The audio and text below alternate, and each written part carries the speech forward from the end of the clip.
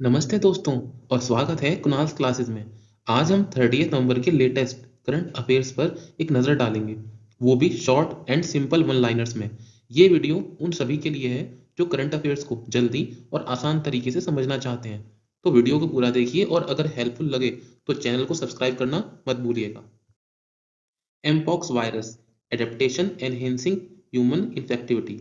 Mpox virus का असली नाम मनीपॉक्स था, लेकिन स्टिग्मा अवॉइड करने के लिए डब्ल्यूएचओ ने इसे रीनेम करके एमपॉक्स कर दिया। ये एक डीएनए वायरस है पॉक्स वायरिडे फैमिली से, जो ह्यूमंस में इन्फेक्टेड एनिमल्स या कंटेमिनेटेड आइटम्स के कांटेक्ट से आता है। 2022 से 23 में इस वायरस का आउटब्रेक हुआ था, जिसने 1 लाख से ज़्यादा लोगों को इम्पैक्ट किया और डब्ल्यूएचओ को इमरजेंसी डिक्लेयर करनी पड़ी।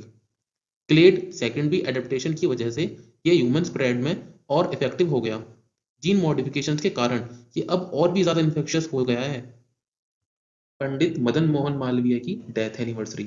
आज के दिन 1946 में पंडित मदन मोहन मालवीय जी की 85वीं साल की उम्र में मृत्यु हो गई थी। वो एक प्रोमिनेंट इंडियन स्कॉलर, रिफॉर्मर और पॉलिटिशियन थे जो इंडियन इंडिपेंडेंस मूवमेंट में एक्टिव थे। उन्हें महामानव के नाम से भी जाना जाता है।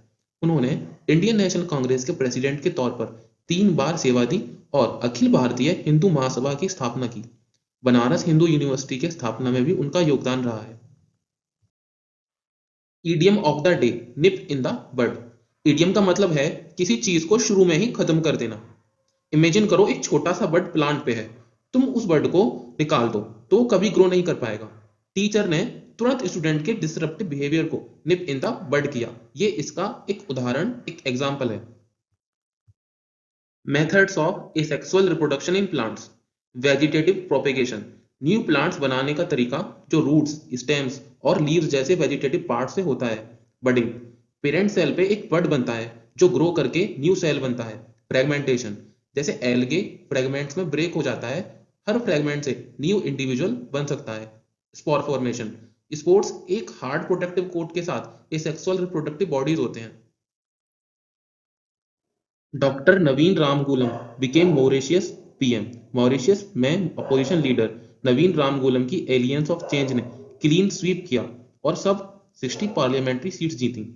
इनकम्बेंट पीएम प्रविंद जगन्नाथ ने इस बड़ी हार को एक्सेप्ट किया। रामगूलम का मेन फोकस अब कॉस्ट ऑफ लिविंग और करप्शन जैसे इश्यूज पर होगा। वो पहले डॉक्टर और लॉयर थे और 1995 से 2000 और 2005 से 2014 में पीएम रह चुके हैं। Suma Shirur, coach of the year. Suma Shirur जो इंडियन शूटिंग टीम की फॉर्मर चीफ कोच हैं, उनको coach of the year female का अवार्ड दिया गया है इंडियन स्पोर्ट्स ऑनर्स 2024 में। शिरुर पहली भारतीय महिला हैं जो ओलंपिक फाइनल तक पहुंची और उन्होंने इंडिया के शूटर्स को पेरिस ओलंपिक्स और पैरा ओलंपिक्स में गाइड किया। उनकी मेंटरशिप में इंडियन शूटर्स ने 3 ओलंपिक मेडल्स जीते हैं। Noman Ali ICC men's player of the month. Pakistan के left arm spinner Noman Ali को अक्टूबर के लिए ICC men's player of the month का अवार्ड मिला, उनके शानदार इंग्लैंड के अगेंस्ट परफॉर्मेंस के लिए। नोमन ने साउथ अफ्रीका के कैगिसो रबाडा और न्यूजीलैंड के मिशेल सेंटर को पीछे छोड़कर ये अवार्ड जीता और वो पाकिस्तान के पहले विनर बने बाबर आजम के बाद। Melie Kerr ICC women's player of the month. New Zealand की ऑलराउंडर मैली केर को अक्टूबर के लिए ICC women's player of the month का अवार्ड मिला।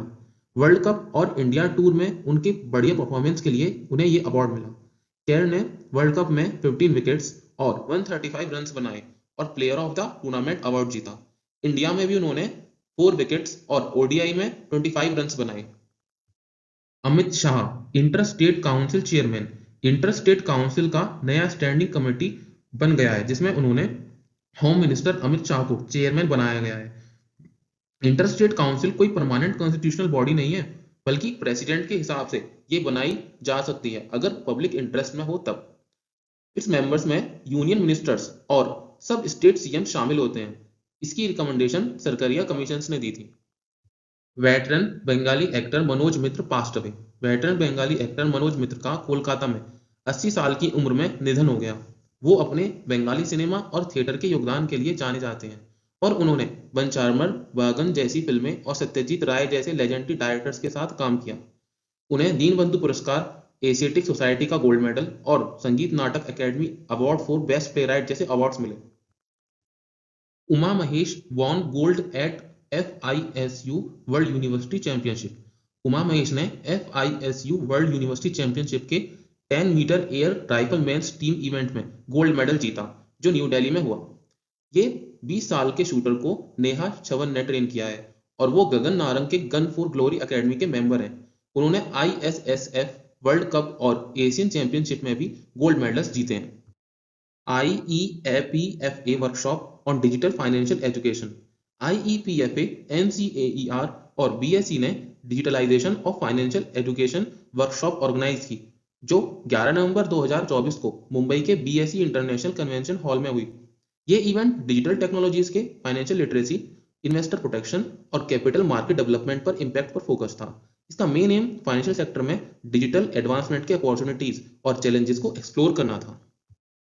KKFI's nation wide registration drive. Kho kho federation of India ने एक nation wide registration drive start किया है, जिसका एम है 2024 खो खो वर्ल्ड कप से पहले 50 लाख स्टूडेंट्स को रजिस्टर करना। ये कैंपेन अब तक 7,132 सिटीज और 1,160 स्कूल तक पहुंच चुका है और स्टूडेंट्स और उनके फैमिलीज को इस स्पोर्ट से कनेक्ट कर रहा है। ये इनिशिएटिव डिजिटल प्लेटफॉर्म्स और सोशल मीडिया के जरिए ग्रासरूट्स लेवल पर स्पोर्ट को एक्सपेंड करने पर फोकस्ड है। IAF C295 full motion simulator in Agra. Air marshal Ashutosh Dikshit ने एयरफोर्स स्टेशन आगरा में state of the art C295 full motion simulator को इनॉग्रेट किया। ये साइमुलेटर पायलट्स की ट्रेनिंग को एनहेंस करेगा और एयरलिफ्ट, पैराड्रॉपिंग और मेडिकल इवैक्यूएशन जैसे वेरियस मिशंस को साइमुलेट करेगा।